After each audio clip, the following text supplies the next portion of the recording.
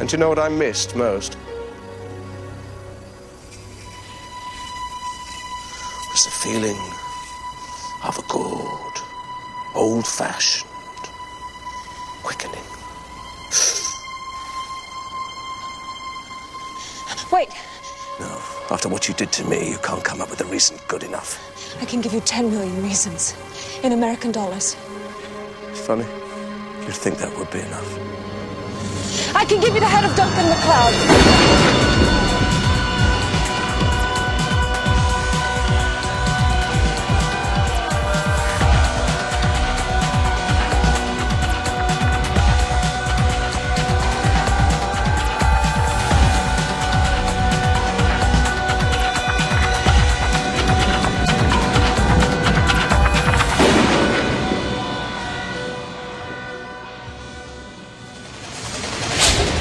Welcome to Highlander Rewatched, the podcast where each and every week we discuss another episode of Highlander the series and discuss it in detail.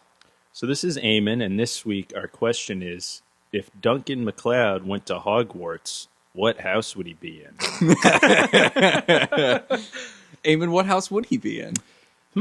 That's a good question. Maybe he'd be he kind of dresses like Slytherin people. He's got that weird snaky look to him. He's got the ponytail and the slick back hair and turtlenecks. That seems very Slytherin. Yeah, he is also kind of an insufferable know-it-all a lot of times, so I'm thinking that's Ravenclaw-ish. Keith. I don't know anything about Harry Potter. I'm really sorry. Oh, wow, I didn't know that. No. You never read any of the books? Nope. Not Harry Potter. Harry Potter. You do know how to say Harry Potter. Harry Potter. Yeah. But good. No, the answer is probably that he's a Gryffindor, because he's like, because he's like our hero. He's constantly adventuring, and he uses a sword. Bomb. Wait, But for the record, both Richie and Tessa are in Hufflepuff, because at this point in the show, Hufflepuff. they're just so lame. Yeah. Hufflepuff. Applebop. Hufflepuff. Apple butter. Hufflepuff. Harry Potter. Hufflepuff. Is this a new character coming into the show? We're gonna kick this chimney sweep out of the studio. I can't say much other than Harry Potter in this voice. And I'm Keith. Keith, Kyle, and Eamon are here. Hello. And our answers were Slytherin for Eamon, Ravenclaw from Kyle, and Harry Potter from Keith. This week we have a little reader mail from David S. He says, "Hey guys, I wanted to address the Gathering movie comment about how the Gathering episode and Revenge is Sweet were edited together." We talked about that a few weeks ago on the podcast. Right. He says, "I remember going to the video store, and as he says, it's an old archaic place where people would go and rent plastic boxes that contain film, and have to return them within 24 hours get charged out the ass. And renting a VHS copy of Highlander movie called The Gathering. It was so weird how it was marketed. The VHS tape sleeve had a picture of Christopher Lambert from Highlander 2 on the cover with his long hair. I recall the back had some odd info, but nothing specific, and not a mention of Duncan MacLeod. Then you watch the quote-unquote movie. In short, they literally just edited 2 episodes together back to back. The Gathering ends with Connor getting on a boat and leaving the island, then fade to black. Then you have the New Year's Eve fight, and it just continues on. No tie-in, no continual plot, just 2 episodes that don't have shit to do with each other and aren't even consecutive. Just edited together and slapped into VHS box with unused Highlander 2 art. Keep in mind, this was pre-internet, so I was confused as an early teens Highlander fan. Confusion is part of being a Highlander fan." Yeah. We feel your confusion, David. Yeah. That's right. So this episode is episode 18, The Lady and the Tiger. It first aired Saturday, April 24th, 1993. And actually, this is weird. This airs about a month after the previous episode. There's a big, usually it would be a mid-season gap, but this is like a 3/4 gap for the season. I don't know why it was off the air for a while, but it was. It was directed by Robin Davis. He also directed Tomorrow We Die, which is one of the better episodes this season. And it was written by Philip John Taylor. He's done a bunch of this. We've talked about him before. Lots of Zorro. He also did Tomorrow We Die. So it's cool that they're paired up again. But he also did Free Fall, which is a pile of shit. This guest stars Elizabeth Grayson as Amanda. And spoiler alert, if you don't know, she becomes quite the series regular and actually gets her own spin-off show down the road. So this is her first appearance. Little info about her. She was the 1982 Miss America. That's like her big claim to fame. And That's actually crazy. 81 Miss Arkansas, I think. Wow. She was the first Miss America to pose nude on Playboy, which is interesting. Hubba hubba. I imagine that caused a scandal. Yep. I'm sure the people who are into beauty pageants were scandalized, which they deserve to be because they're into beauty pageants. Yeah. And speaking of scandals, she allegedly had a one-night stand with former President Bill Clinton. Wow. And I know she was like subpoenaed to testify against him, but never ended up doing it. Wait, what? Yeah, yeah, That's amazing. yeah. it is. Pretty crazy. She's also in Marked for Death, starring Steven Seagal. Ooh. It's a good action movie. The other guest star in this is Jason Isaacs. You might remember him. He was the doctor in Event Horizon, which I love. But also, more famously, he's Lucius Malfoy in the Harry Potter series that you've never seen. I have seen a little bit. I have almost no knowledge of it, though. I'm sorry. But thus our Quidditch. Harry Potter question about Mac. Also, I think he does a voice in Avatar: The Last Airbender, which Ooh. is a pretty cool cartoon. And fantastic M. Night Shyamalan movie. Yeah, great M. Night Shyamalan. It's an okay cartoon, but it's a great M. Night Shyamalan movie. M. Night Shyamalan Ding Dong is our preeminent director. Yeah. It's also in The Patriot. I mean, we could all agree Oh, Lady yeah, in the that's Water right. is a great movie. But Oh, it's phenomenal. That Paul Giamatti. That lady. Oh, the one in the water? Yeah, that's what. Sir, the IMDb episode description for this one is Amanda, an immortal thief and former lover of Duncan, is confronted by the immortal Zachary Blaine, her former partner in crime. She convinces him not to kill her in return for providing him with the chance to take Duncan's head. So, episode opens in a armored police transport vehicle, and Malfoy, the villain, is in a straitjacket. Yep. And he boots this cop who's guarding him in the face and then breaks his neck with his feet. So it's kind of an intense opening. Yeah. Then he manages to kick the window, just straight up kick it, out of this armored car. Yeah. So it is clearly not very secure. No. Also, the driver doesn't hear any of this Anything. commotion. And the doors are like flapping open and he like crawls on top. And it's like, if something's on top of your car, you're gonna like hear that, right? Or like, I should think hope so. so. so this Especially guy, if it's your job to pay attention for a living. yeah, I mean, maybe he's like a trucker / van driver and he's on some like stay up pills or whatever. That's what those are called, Speed. right? Yeah. He's like high. I don't know. But so he gets on the top of the van and then jumps over to like another truck that's like one of those. What are those Like things a car called? carrier. Yeah, Yeah. a car carrier. This is like an action movie sequence. Yeah. Which is kind of cool. Like, It there's is cool. There's stunts. Yeah. Like, it's cool, but it's so like it's not plausible. Which I mean, none of this shit is. But so he gets on the car carrier and he steals a car from the car carrier. He like slides it down the ramp, and this driver doesn't notice this is happening either. And when they transport those trucks, are they like with full tanks of gas and with the keys in the ignition? oh, I think he hotwires the car. Oh, he I think hotwires they it. show Okay. him. I don't remember, but I'd hope so, because I'd think you would avoid having the keys in the ignition. Yeah. So it's a pretty intense opening. It's kind of fun. I guess it sets up the villain as being kind of threatening. I mean, That's true. He's got some skills. yeah, he's got moves. We cut to the circus. I guess let's just play this clip of Richie Yep. going to the circus. I'm actually going to a circus. Unbelievable.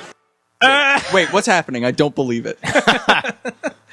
I mean, I guess since Richie comes from a broken home, maybe nobody ever took him to the circus? It's really strange. Although, to add some clarity to this line, I actually looked up the script and what's going on, and the whole meaning is changed because they took out a line. In the script, Richie says, "I can't believe I'm going to the circus." I thought this was just for people like in like Dubuque, Iowa, that go to the circus. And he's like, unbelievable. So it's like, it's said, it's like with the thought this was from people from like Dubuque, like it makes it like this snarky comment, but they leave that out. So now it's this like He's just jovial, like, really I can't wait, excited, I'm at the circus. Richie's at the circus. Wow. Also, like the circus footage, they play like 30 seconds of circus footage. Yeah. It's just like, all right, we get it. Yep. It's a circus. Setting the scene. But they were invited by somebody. Is that right? Yeah, someone sent them tickets. And they don't know who. Duncan gets fucking invited to so much shit. Yeah. Like, he's always getting invited to things. by And it- his enemies. Yeah, and it never works out. Like, Duncan, can you stay in? Like, So they're at the circus, and it's like intercut with all this footage of the creepiest children. Yep. And they are loving it. Yep, they're at McDonald's. So while they're watching the circus, Duncan gets the immortal Spidey sense. Right. And it turns out it's this woman, Amanda, we find out later, and she is a high wire act at the circus. Although, like, there's some interesting Spidey sense stuff going on here because they sense each other. Mm-hmm. And then she later gets the buzz when she's, like, on the high wire and gets, like, that distracts her and she almost slips. So, like, does it go away because she, like, goes away to go up the pole and then when she walks above him or something, she gets like, there was, like, a tight perimeter on this. Thing? And, she, like, left the zone and then went back in it and got the buzz again. I mean, that was my theory, because I have to imagine it, like, runs in 3 dimensions, right? Like, there's a certain foot radius to it, and if you're above, that's going to throw the whole thing off. So maybe she went vertically and then vertically got out of his Spidey sense, but then as she walked on the tightrope, entered back into it. Because I have to imagine if you're flying over another immortal in a plane, you're not going to get the immortal Spidey sense for half a second as the plane goes by. Right. I'd imagine. Right. I think it would be cool to be like a stunt person, because you're immortal, you can't get hurt. I think it's a cool career for immortals. Yeah. Yeah, it's a good idea. And also, as we find out, this person is a professional burglar, so she's doing second story work. A hamburglar. Or in this case, a ham-bookler, as we'll find out as we find out soon, because she's trying to steal a book. So we get a flashback to 1804 Bavaria. He's like horse riding to a chateau, but it's not a chateau because they're in fucking Bavaria. So what is a Bavarian chateau called? A house? A house. I don't know. He's returning from a long trip, I guess. Yeah. And he meets up with Amanda's there, and we find out that they're lovers. They're boo loving. I remember, I'm just going to, a personal anecdote here. When I was a kid, oh man, Amanda was like smoking hot, I thought. She still is. She is. She's a very lovely woman. Yeah. But I remember her being like a crush, like one of like a first TV crush sort of person. Like, yeah, I because she's super sexy on the show. Yeah, I remember being a little young lad. A little young lad, and being corrupted by Highlander. Yeah. So they're like smooching, and she looks like she's packing up to leave. Because as it turns out, she is trying to make off with the Baron's jewels. Right, so she fills like a sack with these jewels. She's got like her riding clothes on, and she puts a ring on the bedside table. Right. And then takes off. As Duncan's snoozing. And so when she takes off, she meets Malfoy downstairs, and he's like, I'm going to take McCloud's head while we're here. And she's like, that wasn't part of the deal. Like, I was going to help you steal the jewels, and we'd take off. I don't know what he helped with. Like, he just seems to show up at the end. It seemed like she did all the stealing. Yeah. And he was there. Right. Yep. He helped. And he also has this bizarre fascination with getting the quickening for some reason. Yeah. And, like, what's his beef with Mac? So, the captain of the guard for Baron Holstein, whose house they're in for unknown reasons, comes and discovers the ring on the side of Duncan's bed. But they must have suspected, like, because they bust into the room. Yeah, that ring is the proof. And also, I was thinking, it's like, well, is this just a coincidence they didn't catch Amanda? They could have, if they had just busted in the room like 5 minutes ago, they would have caught the real thief. So I don't know exactly what her plan. Like, when did they steal this stuff? When was it noticed? Did she notify people, like, to get McCloud, like, frame him? Because we know that's something she likes to do, is frame people for shit they didn't do. I don't know. I was kind of wondering. I think it's more that TV logic. It's a TV show. It doesn't matter. Yeah. So one thing I've kind of noticed, they haven't been busting out the trope of having Duncan be bad at fighting lately. That was something we would comment on often. Oh, right. Plots would be advanced because Duncan would just get shithoused for no reason by random goons. Yeah, by a doctor. Or like... Yeah. We haven't seen that for a while, and this is yet another fight scene where Duncan like takes on a bajillion guys and is okay. So he like owns all of them. Yeah. Yeah, this is a very fun scene. And the costumes are awesome. Yeah. All of Baron Holstein's So he ends up getting like the costumes. The captain of the guard or whatever, like on the floor, and he cuts his mustache off, which is fantastic. There's a part where he's on the floor and like Duncan kind of lunges forward at him with the sword. And I was just like, for the purposes of filming, like that looked dangerous to me. That looked like if Adrian Paul like slipped a little bit more, he would have literally stabbed this guy with the sword. I was just wondering, like, do you think they use a real sword? Is that like a prop sword? I know they do use prop swords. They're aluminum. Because I think they break them all the time. So they had to have tons and tons made. Yeah. So Duncan rides off into the night. Yep. After Amanda. And, well, he gets a nice ball shot in there. Yeah. Jumps on the horse and goes, oh. But this entire scene is great. I wish it was brighter. Yeah, it's very was dark. really dark. It was Yeah. kind of hard to make out at some points what was going on. But yeah, this is a high quality flashback. Yeah. So after this flashback, where we first meet Amanda, Duncan, Tess, and Richie are like leaving the circus tent, and Duncan is explaining to Richie what a thief is. He's like, she steals whenever it suits her, and Richie's like, you mean whenever she needs the money? It's like, yeah, Richie, what you did before. Like, do you really need this explained to you? Because apparently he does. Yeah. I forgot about that he is a thief. Yeah. Wait, people steal when they need the money? Yep.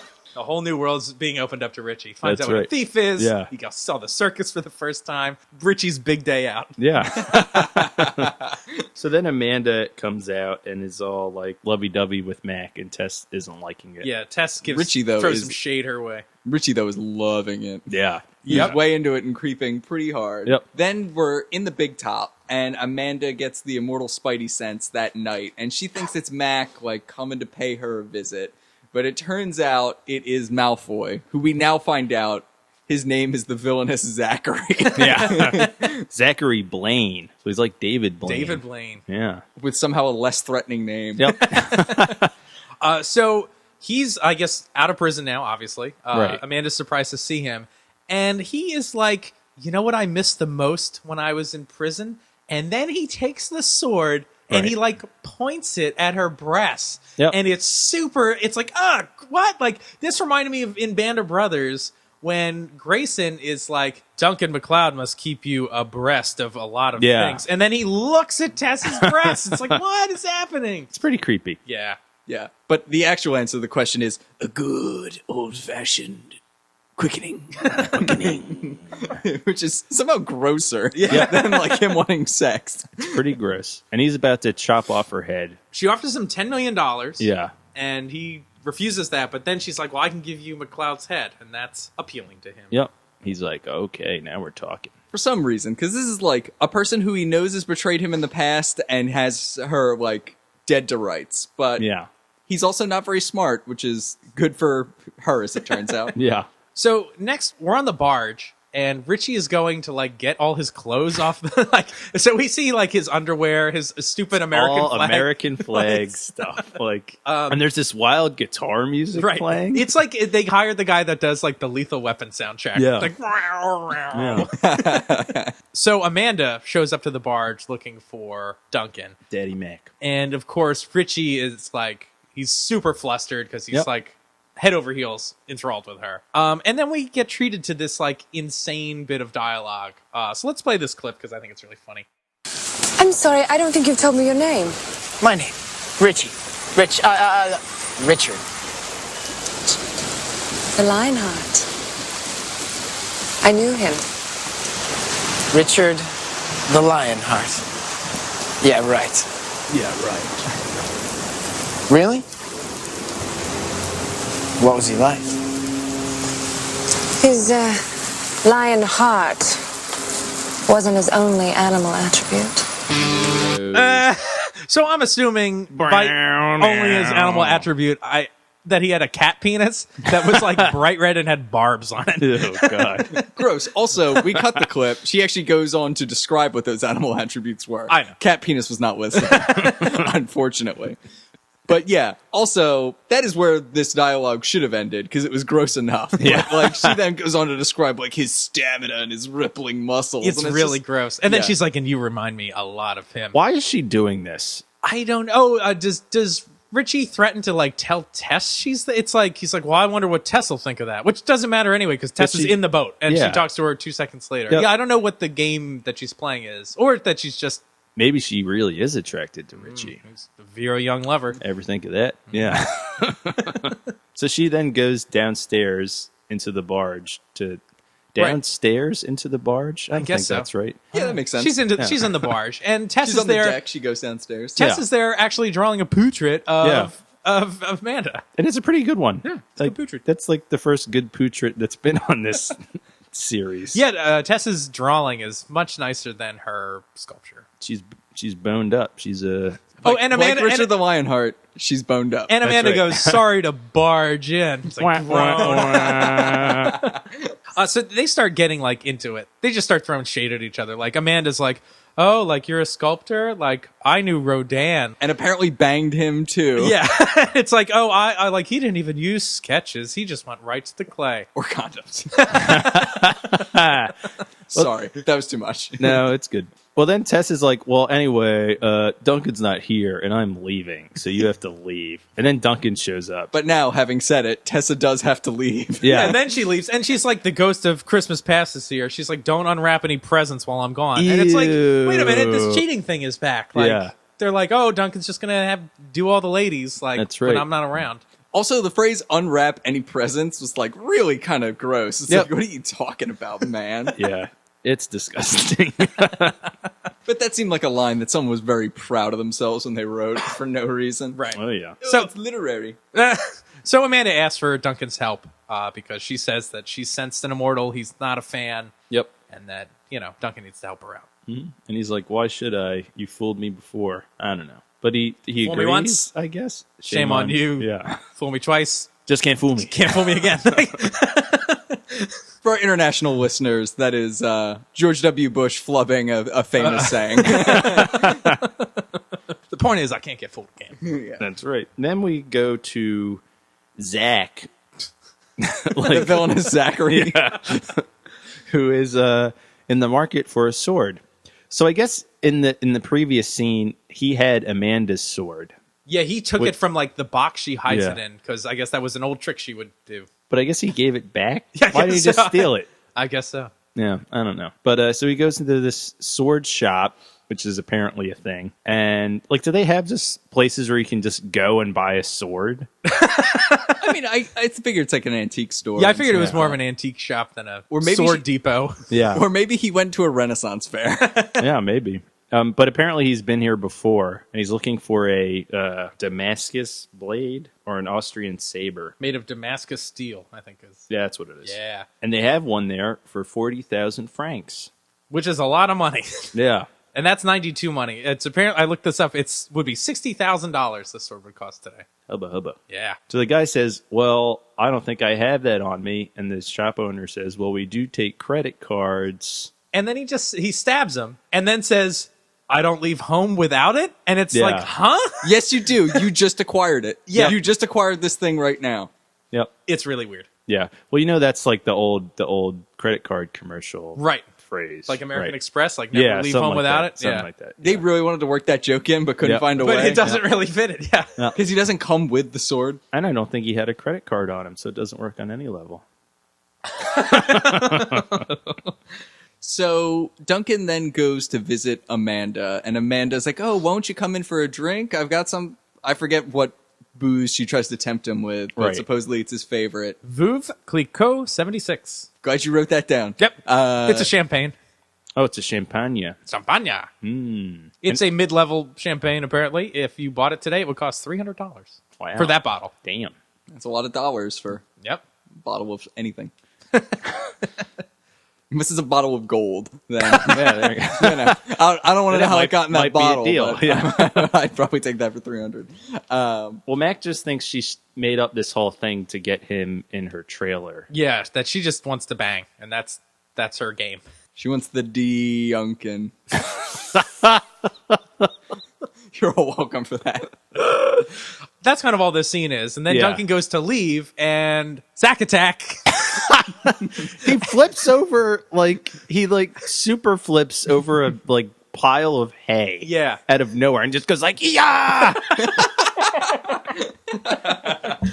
But then they start sword fighting, and Jason Isaacs, is this him? He's really good. Yeah, it's good. This fight is so fast, in Yeah. terms of the speed at which the sword contacts are happening, and they both look like they're having a really good time. Yeah. Also, it's kind of fun. Does This look- is a different. I wonder if Jason Isaacs was trained previously in a form of fighting. Yeah, And they maybe use he took fencing or because something. yeah, this is very fencing. Yeah. It's very swashbuckly, Yeah. I guess. And So I'm wondering if like he was experienced in that because Duncan fights in that style too Yeah. with him. So maybe that was what they did. It's really good. Yeah, it's good. But then the fight is interrupted by a fucking clown. The Yeah. clown's like, hey, what's going on over there? And then some dudes with pipes show up. I'm like, well, I know who I'm putting my money on in this matchup. The two dudes with swords or the pipe man. It's Pipe Man, obviously. Yeah, pipe man begins. So they stop fighting and run away. And Duncan swears she's never seen him before. I don't know what's going on. Yeah. You trickster. And then this also establishes that Mac has never met this person before, Yeah, I guess you're right. Yeah. who has such like a desire to get Mac's head, but like they've never met. That's crazy to me. Yeah. Yeah, I don't understand what that's all about because he tries to introduce himself and he's like, "Oh, I know who you are, Highlander." And Yeah. it's like, you do? And this is another weird thing that this show always does, where like every immortal Mac fight seems to know who he is, and he never knows who they are. Yeah. And they always refer to him as the Highlander. It like to me, it doesn't make sense still. Well, it tends to be the case though that they're coming for him, Right. Like they must have, they're in the game. They're trying to find people to go. Like they kill. heard of him, like word of mouth or something. They never guess. refer to other people by like their geographic location. I kind of assumed that like they were trying to establish that people had nicknames in some way. Yeah. Because Right. even just thinking Like about slaying the cat. Yeah, like slaying the Yeah. cat, or even like the Kurgan, Or the like- other Highlander. or the other Highlander. Yeah. Well, actually, that does make a lot of sense, and it's kind of cool that they would have an immortal nickname because they're always changing their real name. Right. So it's So like, they're, oh, who's- they're known within their like inner circle by Right. like their like fantasy RPG name. Right. Yeah, basically, it's like, oh, sorry, oh, you're Connor McLeod. I was looking for Nash. Excuse me. Yeah. My bad. And So- yet, everyone in the show seems to use their real name all the time, and it doesn't matter. Yeah. So then we're back at the barge, and Duncan's on his computer, and he's like, I recognized Blaine from a news story where he escaped from that prison van or Yeah. whatever it was. I'm like, okay.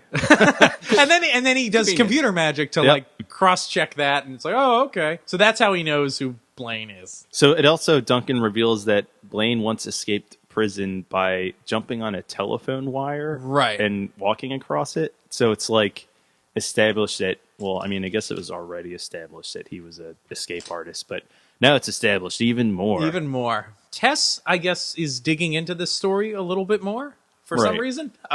So she visits some old circus man called Yeah. the Memory The Man. Memory Man. Yeah. Pipe Man, Memory Man. These But- are all just Mega Man villains. Yeah.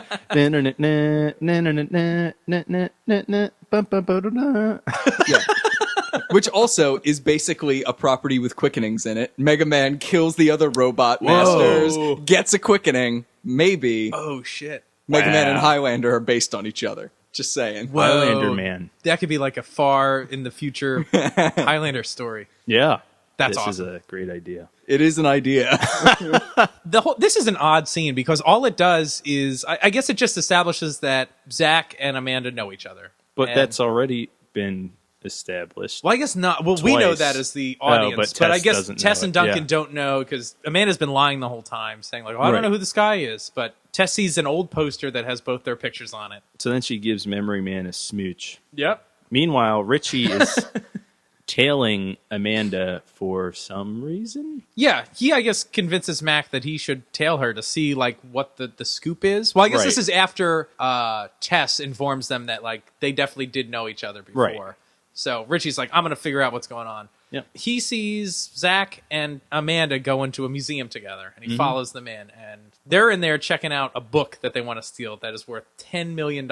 So this is like a fancy pants book. I'm going to assume it's worth more than $10 million, and that would be Zachary's cut of it, or is he getting the entire amount? Oh, right, because she offers him $10 million. And then also we do wonder how much is it worth in reality, because she has to sell it on the black market, and art has a traditionally very low black market value, because if it's anything worth having, you obviously can't display this stolen thing in your house. Right. Maybe she could sell it to Gabrielle Piton Yeah. from Eye of the Beholder. Which is an episode we'll be talking about in a couple of weeks. Yeah.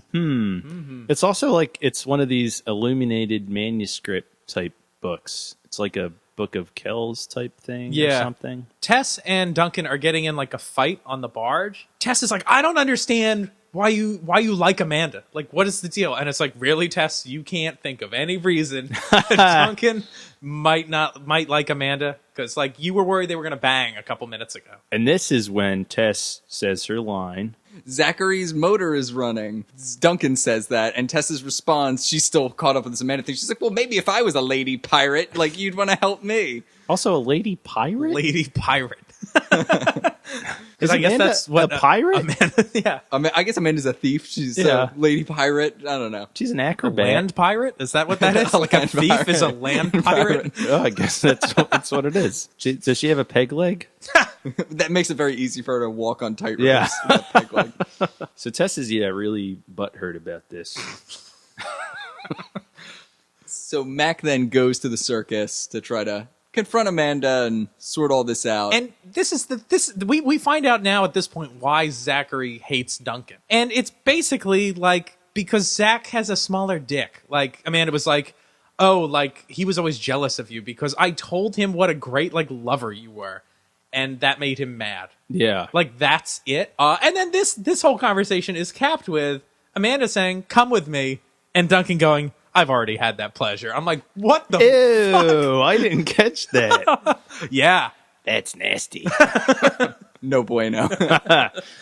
So she lures him into like a circus tent, and then she has her circus goons pop out. This is like an episode of the 1966 Batman. Like, Well, and then the fight moves that are about to be based Yeah. out are straight from Yeah. that Batman. so these circus goons also all know karate, like much like the crooks in Seacouver. All of these circus guys, like they have a karate fight in the circus. Right. At one point, though, Duncan takes these two kind of older-looking guys and bonks their heads Yeah, together. fucks their two heads. So Duncan like kicks the shit out of all these karate circus men, and then more karate circus men appear. So there are just like a ton of them. And doesn't one of them have a gun? I think so, but then they throw a net on him. Yeah. And, like he's a Yeah, fish. they net him. Yeah, they net him, and that's the end of this fight. His It's almost as acting- effective as a jacket, as we learned from last episode. His acting in the net is ridiculous because he's like pretending to struggle, but he doesn't really look like he's struggling. He looks more like exasperated than afraid Yeah. or in danger. Can I just say, I want to be netted at some point in my life? Because I have seen in so much media, people getting hit by nets. Yeah. And I think I'm being very naive about this, but it just doesn't look that threatening. Yeah. Yeah. Like, nothing about getting netted, like, really seems that disruptive to me. I'm sure it is. I'm sure in reality, if I actually had a net, like, a properly made net thrown on me, I'd be like, fucked completely. But I just kind of want to know. Because in my mind, it always reads false, and actors don't seem to know what to do when they're in it. Yeah. And I just always assume that's because it can't actually hold them. It's just because, like, Duncan could just be like, I'd like get rid of this thing. But he can't, so he has to go, I'm trapped in a box, or a Yeah. net, or, I'm a baby. Mime time. It was mime time. So Duncan's tied up in a chair, and he's like, "How did Amanda convince you guys to do this to me?" And then he goes, "Oh, I know what she did." And it's like a bunch of like hand gerbs. Like what? Like what is implied here? I think that's what that is. She's Hammer like, jammers. yeah, like she. Wait, really? I think missed so. this too. Yeah, I think there's a strong implication that she just like. Did some Like wanks? she was their like lion tamer for a little while. I don't know. Very good. What? I don't know. Well, he's talking to Circus master, please. Yeah. He's like talking to this weird clown guy who's in full clown makeup for some reason. How else do you show up to a fight? That's true. And Duncan doesn't have good track record with clowns and mimes. I'll say No. that much. Duncan's saying, "Hey, you have me tied up, but I'm one of you guys. I'm not a rube. I'm a circus guy." Is that a term of art in the circus? A rube? I tried looking, and I Yeah. couldn't find any specific circus Well, use. don't they have the whole circus language? What's that called? Do you know what I'm talking about? No. Is that like a I just gypsy- thought of it. There's like a, or am I thinking of carnies? maybe carnies. Like carny might be a derogatory term. If it is, I'm sorry, but I think they do have like their own like lingo. Huh. If anybody knows about that, leave a comment. Yeah. Do we have any circus folk in our Yeah. audience? Circus I think perform- that's a thing. So it could be. Oh, It could be. Interesting. But he says, I was the great McLeod, and I did an equestrian bit. Also, I want to say, I think in a later episode, like in seasons down the road, I think they explore Oh. that this is not bullshit. Like, Wow. that him and Amanda, I think at some point did some act together, which is That's fun. interesting. I could be wrong though, but I recall that. So unless I'm mistaken, which first off, I don't know why they untie him and decide, let's let him prove that he's not a rube. With knives. Yeah. Like, let's give him knives. Yeah, they also, it's their idea to give him the knives. Like, he never says, I was an equestrian knife thrower. Yeah. He's just like, oh, you were an equestrian? Well, surely you also throw knives. Here you go. Enjoy them. But then they give a guy a gun. It's like, don't try anything funny or we'll shoot you. Or is it like, if you don't do this, we're going to shoot you?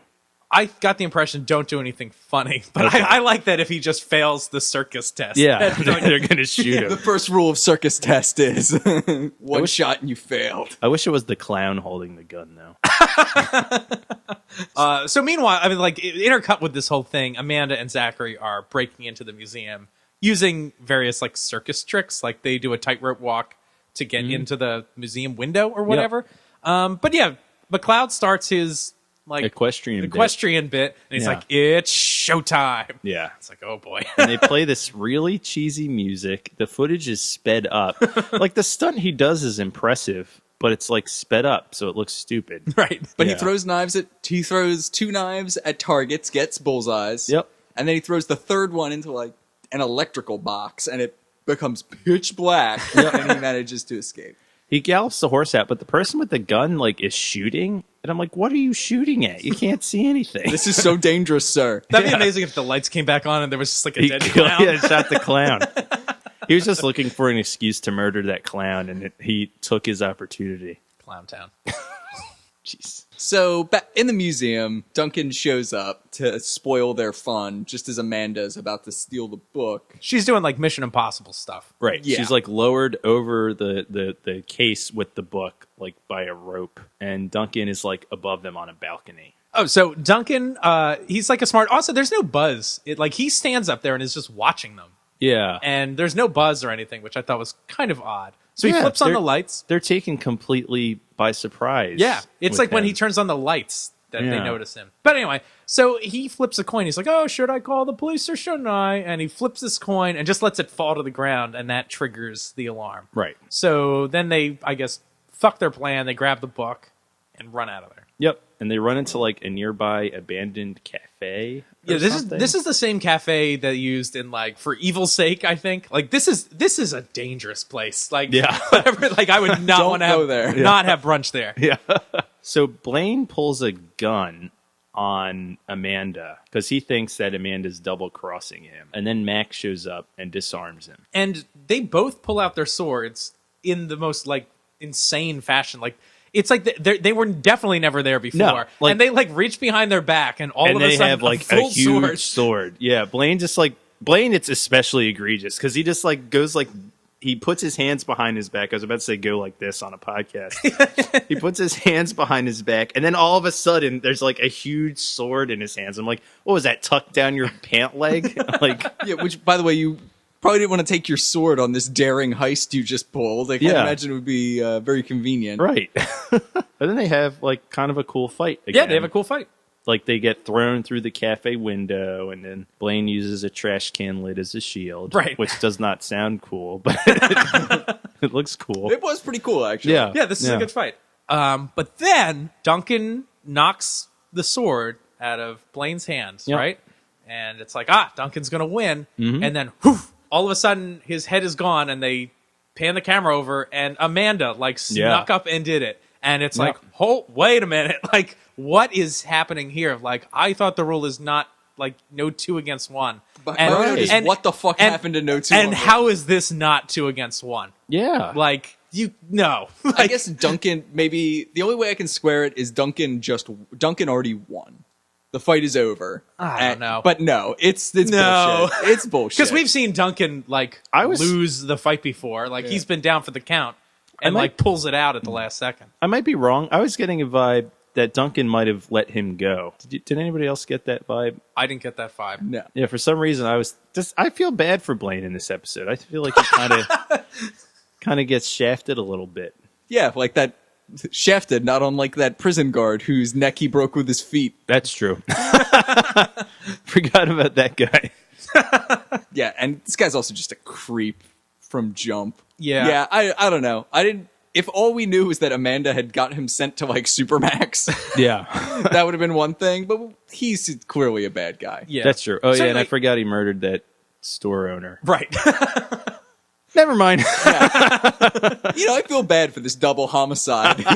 So, like, I think the choice to have Amanda just take the head works for her character. Like, it Sure. makes sense because, like, she takes advantage of whatever situation suits her. Yeah. So it's like, okay, this makes sense for her character, but it's like the rules are way broken by this. I think. Yeah. Like, there's in no way I think this doesn't count as 2 against 1. You can't sneak up Yeah. on somebody and take their head. I mean, is it because he was disarmed? I don't think so. That's the only way to square it. But Yeah. I still just don't think But so. what if he was always disarmed? Like, what if the fight was just like she couldn't have held him down while Duncan took his head or something? Well, that goes back to, are these rules just rules that you're supposed to follow, but nothing's really stopping you from not following them? Like a code of honor thing? Yeah. Maybe. Again, they get real wishy-washy with some of these rules in those movies. Yeah. Which we'll tackle later. Huh. But the stakes are so high, everyone would cheat. Yeah. Every time. Yeah, Yeah. everyone. And like, also, this guy had a gun too, so it's not like he's super honorable. He was Yeah, gonna That's shoot true. Mac. So that's pretty much the end of the episode. Duncan takes the book back. Yeah. Amanda slams Tess. She's like, she's going to get old. And Duncan's like, I don't care, which is, I guess, makes Duncan more noble and Yeah. whatnot. And that's like the end of the episode. That's it. Yep. Yeah. This episode didn't have like a typical wrap up, like where Duncan's back with Tess, they giggle, Yeah. that sort of stuff. They make coffee. What's- I love coffee. Yeah. Well, it's kind of a joke at the end because Amanda's like going to leave, and then Duncan's like, Amanda, leave the book. Right. Yeah. So that's like kind of a jokey thing. So, who is the lady and who is the tiger? Yeah, I guess we should talk about the. The lady is Zach, and the tiger. Well, is- like, hold on. I How don't does know. this title apply? I don't know. I don't know either. So the Is that a term? So is it the like lady a and reference? the Lady and the Tiger is a short story, and it's real short, and it's about, I think it's an Indian story, I think, or it's like an Indian princess. The point is, there is, I guess, it's been a long time since I've read it. I remember reading it in like high school. There's a prisoner. He's in like kind of like a gladiator pit sort of thing, and he needs to make the choice. There's 2 doors, and behind the one, it's like his freedom, and he can go be with the princess or whatever. But behind the other one is a tiger that's going to eat him. And the princess makes like a head nod, motioning to one of the doors, and then the story kind of ends. And like the thing that's tricky is what was she telling him? Pick that door, or that's the one with the, like, that's supposed to be the point of the story, is you don't know what she's trying to tell him, and he doesn't really know either. So I don't know if it's about like Amanda double cross, like, I don't know. She's a double crosser. But Yeah. but again, in that story, that person was not trying to double cross anybody. It was just about making a choice, and you're not sure what the choice where it would lead, I guess. And also, Amanda, it's very confusing what her plan is, because at some point it seems like she is totally willing to serve Mac up to this guy. Yeah. Because she reveals that, we didn't really talk about this, that champagne that she was supposed to serve him was going to be poisoned. Right. And then Right. Zacho would just like come up and give him the chop. Right. But then she could, like, that could have been her lying to Zach. True. Maybe. Yeah. But Yeah, I'm not 'cause- really sure if she really was going to go through with Well, this plan. or not. initially, why does she invite Duncan to the circus? Because Zachary isn't on the scene yet.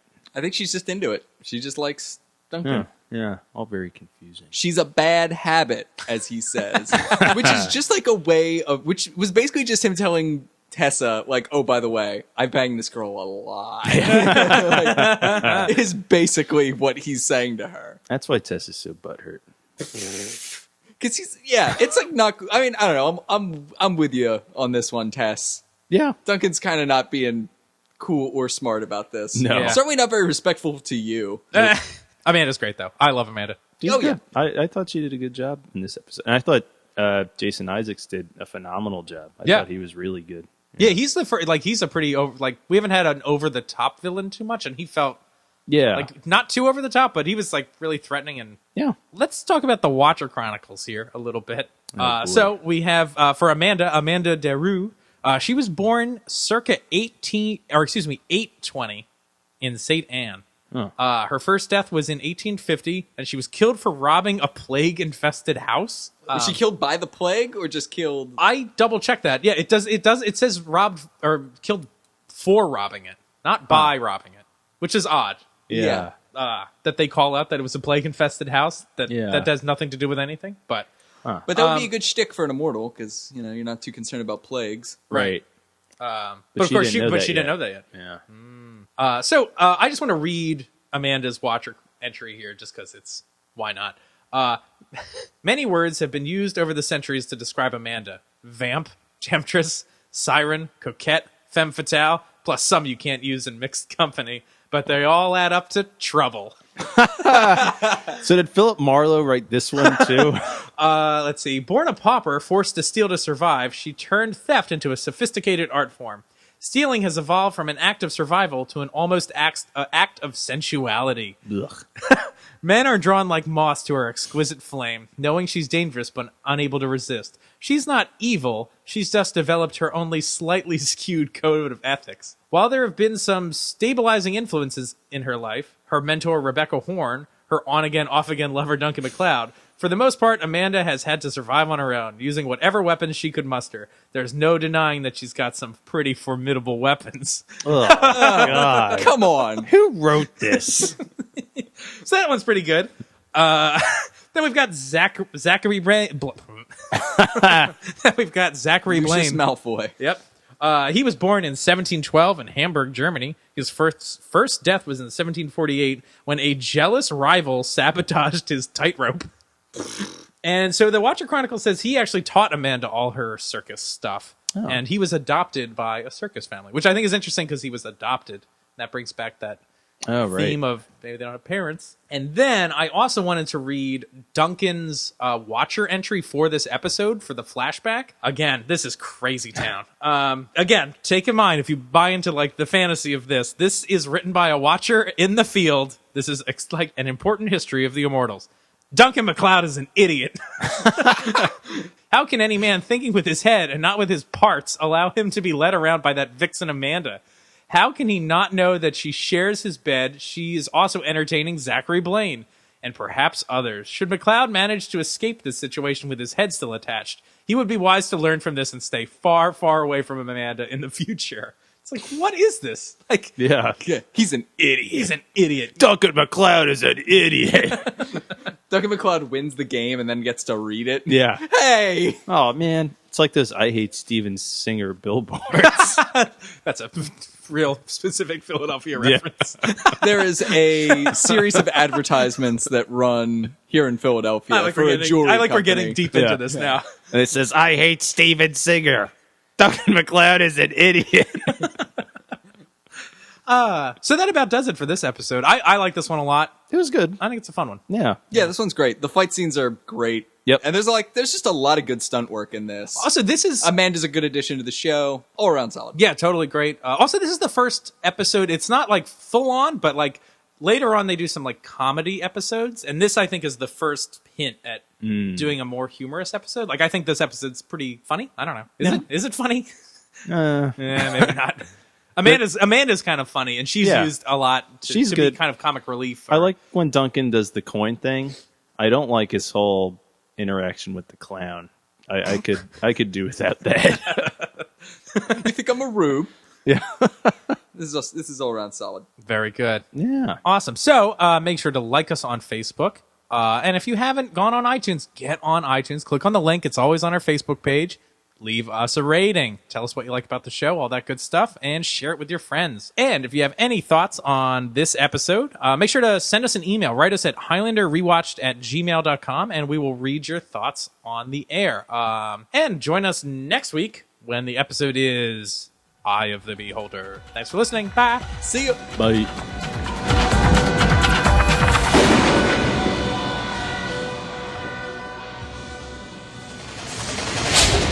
It's like a master of, thinking disguise, but that's not. He's an escape artist. No, that's Dana Carvey. Dana Carvey. Turtle. All right.